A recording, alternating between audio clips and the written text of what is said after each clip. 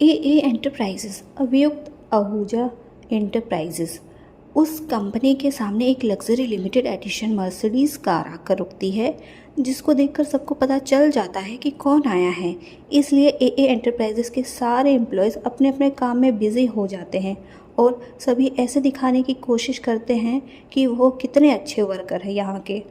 उस कार में से एक बूढ़ा आदमी निकलता है जिसका नाम डेविड होता है। वो अपने असिस्टेंट के साथ कंपनी के अंदर जाने लगता है। रास्ते में विवेक जाकर डेविड को ग्रीट करता है। Hello mister David, welcome our company, और बुके देता है और उनको कॉन्फ्रेंस रूम की तरफ लेकर जाता है। कॉन्फ्रेंस रूम में पहले से ही अभियुक्त बैठा होता है। जैसे ही वो डेविड को दिखता है वो खड़ा हो जाता है और उसके पास जाकर हाथ मिलाता है और कहा, nice to meet you mister David. David भी अभियुक्त की बातों को सुनकर स्माइल करता है और वह भी हाथ मिलाते हुए कहा, nice to meet you too mister अभियुक्त।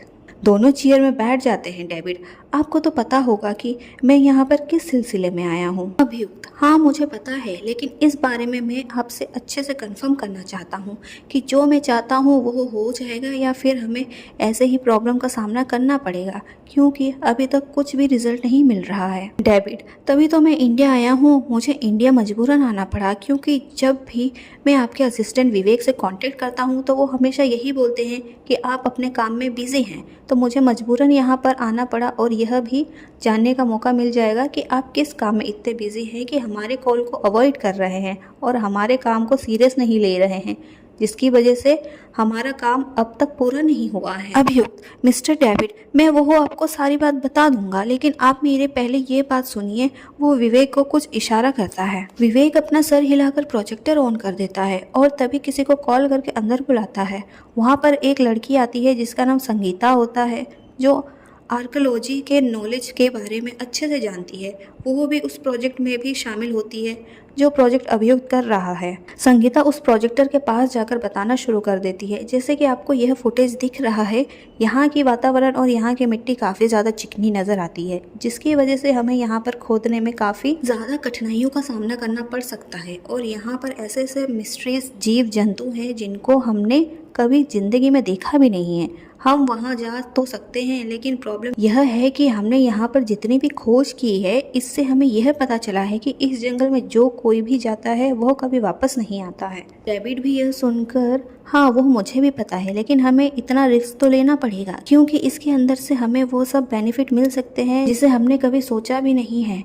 और आपको भी पता है हमारे साथ साथ कई सारे लोग इसके साथ क्या करना चाहते हैं। अगर यह चीज़ गलत हाथ में लग गई तो हम कभी भी अपने आप को माफ़ नहीं कर पाएंगे। संगीता, वो मैं आपकी बात समझ रही हूँ, लेकिन सर हमारे यहाँ से 50 लोग गए हैं जो अभी तक वापस नहीं आए हैं। डेविड, क्या पता ऐसा हुआ ना हो, क्योंकि उस जगह में हिप्नोटाइज करने की शक्तियाँ भी है और वो शक्तियाँ इतनी ज़्यादा है कि वो इंसानों को अपने पास रख कर कुछ भी करा सकती है, अपने आप को मरवा भी सकती है। संगीता, सर वो मैं जानती हूँ, लेकिन कोई हमसे गद्दारी क्यों करेगा और वो सब चीज़ें क्यों चुराएगा? डेविड, जैसे आपको पता है हमारे कितने सारे दुश्मन हैं, हमारे साथ यहाँ पर रहकर वो उनकी हेल्प कर रहा हो, वो सब उनके हाथ में लग गया हो, यह भी हो सकता है। अभियुक्त जब यह सुनता है वो भी बोला, हाँ मैं भी यही सोच रहा हूँ, ऐसा भी हो सकता है। इसलिए मैंने सोचा है कि मैं उस जंगल में जाऊंगा और उस जंगल के बारे में पता लगाऊंगा कि आखिर ऐसा क्या है वहाँ पर। तो हमारे लोगों को वापस नहीं भेज पा रहे हैं,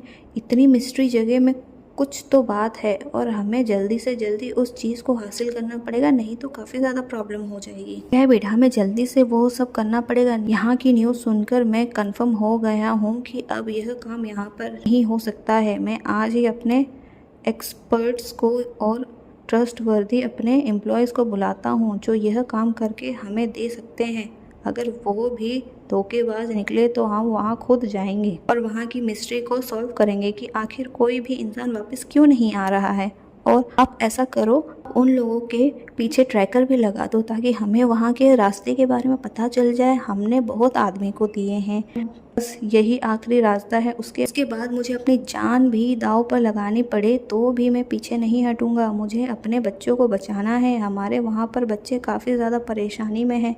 अगर वो चीज़ नहीं मिलेगी तो हमारे बच्चे ज़िंदा नहीं रह पाएंगे। इसलिए मैं आया हूँ यहाँ पर आपसे इसी बारे में बात करने। अभियुक्त को भी यह सुनकर काफ़ी ज़्यादा बुरा लगता है और वो डेविड के साथ बातें करने लगता है। संगीता भी चेयर में बैठ जाती है, विवेक भी चेयर में बैठ जाता है। सारे कॉन्फ्रेंस रूम में अपने अपने बातें रखने लगते हैं। गाँव में औरतें उस लड़की को देखकर काफ़ी ज़्यादा परेशान हो जाते हैं कि वो क्या करे, क्योंकि उन्हें तो बिल्कुल भी उसकी बातें समझ नहीं आ रही थी और वो लड़की भी उनको देखने लगती है। तभी उन औरतों को याद आता है कि उनके गाँव में एक आदमी है जो शहरों में जाता है तो उसको इस लड़की की भाषा अच्छे से आती होगी, इसलिए वो उस लड़की से बात करवाने के लिए एक औरत को भेज देती है ताकि वो उसको बुलाकर लेकर आए, क्योंकि इस लड़की के पहनावे से साफ पता चल गया था कि वो कहीं बाहर की है, क्योंकि उसने वन पीस जो पहना था और गांव में कोई भी वन पीस नहीं पहनता था। उन औरतों की हड़बड़ी देखकर उस लड़की को कुछ समझ नहीं आता है कि वो क्या करे। वो अपने सर को पकड़ लेती है जिसमें काफ़ी ज़्यादा दर्द हो रहा होता है। वो बुजुर्ग बूढ़ी उसके सर पर हाथ फेरती है, जिनको महसूस करके उस लड़की को काफ़ी अच्छा लगता है और वो आंख बंद करके उन पलों को सोचने लगती है कि वो यहाँ पर कैसे पहुँची। फ्लैशबैक। एक मेंशन में एक लड़की मंदिर के सामने आरती गा रही होती है, जिसकी आवाज़ सुनकर पूरे घर वाले अपने कान बंद कर लेते हैं और गुस्से में होते हैं। एक शादी के जोड़े ने कहा, वो औरत, जब से यह लड़की हमारे घर में आई है तब से हमारा जीना हराम हो गया है।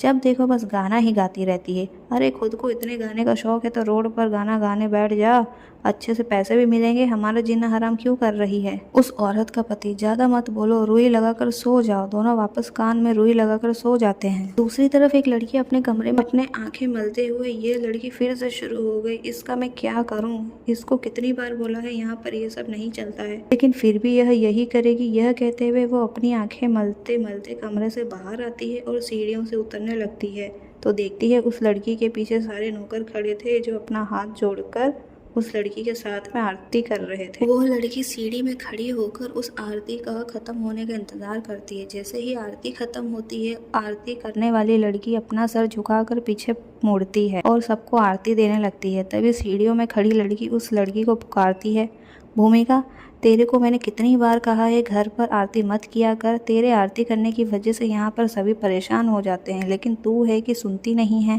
भूमिका मुस्कुराते हुए, दिन की शुरुआत अगर अच्छी चीज़ों से करी जाए तो दिन अच्छा जाता है आलिया। हेड सर्वेंट सानू, भूमिका बेटी ने सही कहा है। आलिया, मुझे किसी से कोई मतलब नहीं है, मुझे मेरे दोस्त से मतलब है।